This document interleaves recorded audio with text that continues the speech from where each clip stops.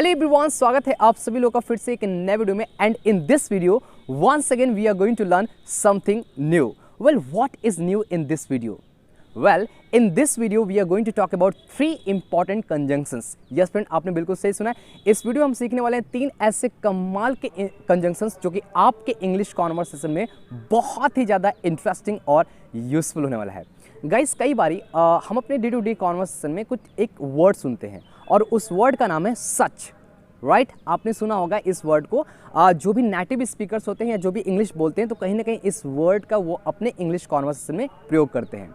सो इस वीडियो के अंदर हम सीखने वाले हैं सच से जुड़े ऐसे कमाल के 3 कंजंक्शंस जो कि आपके इंग्लिश कॉन्वर्सेशन में बहुत ही ज़्यादा इंटरेस्टिंग और यूजफुल होने वाला है। Well, hi everybody, it's me Amar and I welcome all of you with a big heart on speak Angrezi, जहां आप सीखते हैं हाउ टू स्पीक इंग्लिश।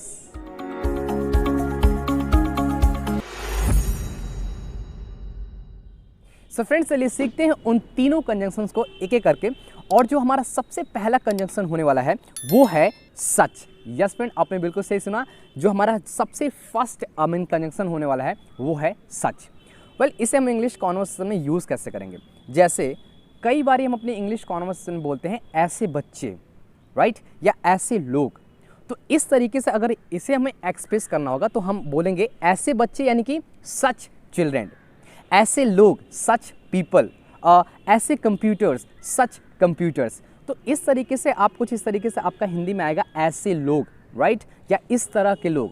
तो इन दैट पर्टिकुलर सिचुएशन हम प्रयोग करेंगे किसका? सच का। आई होप कि आपको समझ में आया होगा। और एक एग्जाम्पल के थ्रू समझेंगे। जैसे आप कहीं खड़े हैं, you are standing at particular place and आप कुछ इस तरीके से किसी को बोल रहे हो, यार तुम्हें पता है मैं ऐसे बच्चों को पसंद करता हूँ, यानी कि I like such children.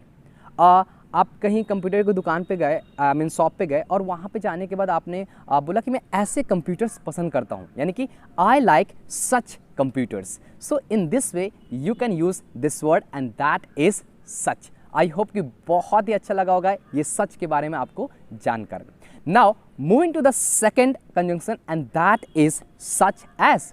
Well, हम सच एज कहाँ यूज़ करते हैं? Well, it is very easy to use in our daily conversation. Such as हम तब यूज़ करते हैं जब हमको एग्जाम्पल्स देना होता है। जब हम जैसे उदाहरण देना होता है, इन दैट पर्टिकुलर सिचुएशन हम यूज़ करते हैं सच एज का।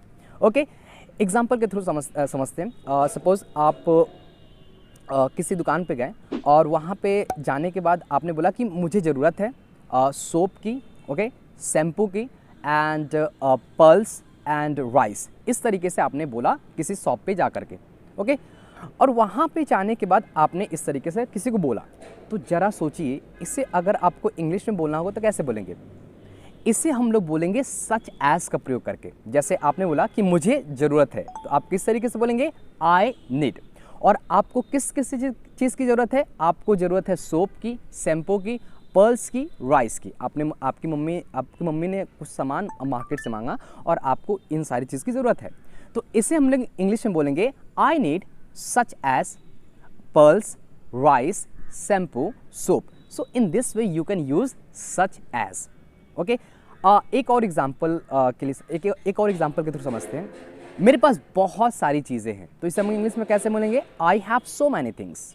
और जैसे अगर आपको बताना हो क्या क्या चीज़ें हैं तो आप बोलेंगे I have so many thing such as computer, tablet, laptop, mobile, right. तो इस तरीके से आप बहुत ही आसानी से अपने इंग्लिश कॉन्वर्सेशन में यूज़ कर सकते हैं सच एज का। Okay, now moving to the third conjunction and that is in such a way. Well, इसे हम कैसे अपने इंग्लिश कॉन्वर्सेशन में यूज़ करेंगे? इन सच अ वे का यूज़ करना बहुत ही आसान है। एक एग्जाम्पल के थ्रू हम समझेंगे, एक सिचुएशन के थ्रू। सपोज़ आपका कोई फ्रेंड है, ठीक है, और वो आपके पास आता है और आने के बाद आपसे थोड़ा सा अजीब टाइप का बिहेव करता है। अब आप कहीं और चले गए और वहाँ पे जाकर के आपने अपने दोस्त के बारे में बताया और आपने कुछ इस तरीके से बोला, वो ऐसे बिहेव करता है मानो कि, या वो इस तरह से बिहेव करता है जैसे कि वो एक राजा है। आप कुछ इस तरीके से बोल रहे हो, तो इसे हम कैसे बोलेंगे? He behaves in such a way that he is a king. इस तरीके से आप यूज कर सकते हैं इन सच अ वे का। एक और एग्जाम्पल के थ्रू समझते हैं। तुम ऐसे बात करते हो जैसे कि तुम एक पब्लिक स्पीकर हो, यानी कि you talk in such a way that you are a public speaker. तुम ऐसे काम करते हो जैसे कि तुम एक रोबोट हो, you work in such a way that you are a robot, right. So friends, in this way हमने सीखा कि इन तीनों कंजंक्शंस को हम अपने इंग्लिश कॉन्वर्सेशन में कैसे यूज़ करते हैं। वेल, इनका यूज़ करना बहुत ही आसान है। Just only you have to understand that how do we use these all conjunctions. These all conjunctions are absolutely easy. Just try to speak in your English conversation. Definitely you would be able to speak English fluently and confidently. Friends, if you know any other examples, so let me know in the comment section. I will wait for you. Till then, keep practicing as much as you can, and I always say, if you want to speak English fluently, do only one thing, and that is stop wishing, start speaking.